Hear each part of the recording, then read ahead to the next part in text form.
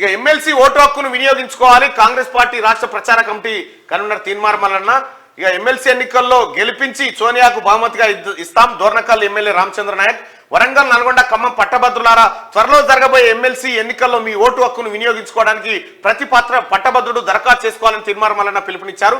మంగళవారం డోర్నకల్ నియోజకవర్గం మరిపేట బీసీ సంక్షేమ సంఘం ఆధ్వర్యంలో క్యాలెండర్ డైరీ ఆవిష్కరణ కార్యక్రమానికి మల్లన్న హాజరయ్యారు. ఈ సందర్భంగా ఆయన మాట్లాడుతూ గత ప్రభుత్వంలో పట్టభద్రుల ఓట్ల ద్వారా గెలిచిన ఎమ్మెల్సీ పల్లా రాజేశ్వరరెడ్డి తన సొంత లబ్ధి కోసమే పనిచేశాడు తప్ప గ్రాడ్యుయేషన్ ఓట్ల ద్వారా గెలిచి నిరుద్యోగులు చేసింది ఏమీ లేదన్నారు. పల్లా రాజేశ్వరరెడ్డి అండ్ గ్యాంగ్ మీద నిన్న కేసులు నమోదైనాయి, ఎఫ్ఐఆర్లు నమోదైనాయి.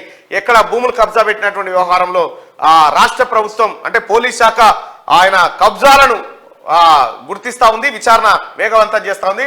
పల్లా రాజేశ్వరరెడ్డి నీకు చెప్పినాం, నువ్వు పేదోని భూమి గుంజుకున్నావు, నువ్వు కేసీఆర్ సంకల చేరి రక్తం దాగినావు, నిన్ను వదిలి పెట్టమని చెప్పినాం.